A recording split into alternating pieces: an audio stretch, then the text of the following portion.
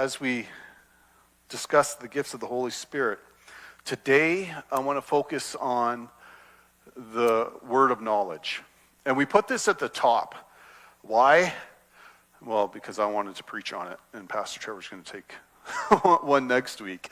But every time we go through these gifts, and I'll tell you, I think on YouTube we have this series 5 different times.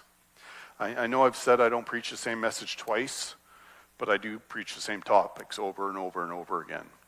But I'll prepare it fresh because I always want to know what God is saying in that season. And one of the things that has become so paramount to me in this season that we're going through is the way the word of knowledge supports every other gift.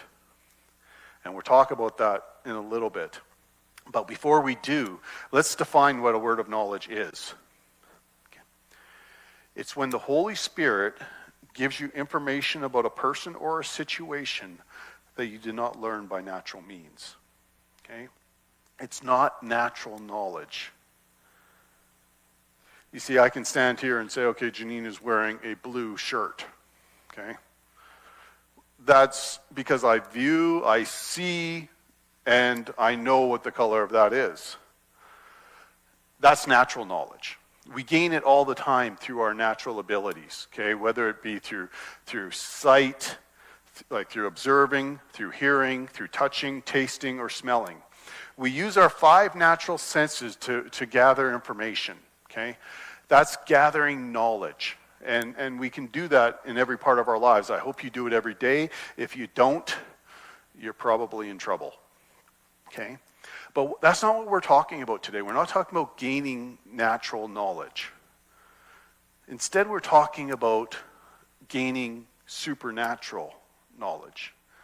And how do we do this is with our supernatural senses, which you maybe have never thought of it that way or heard it that way, but I believe that God trains us in the natural so that we can operate in the supernatural.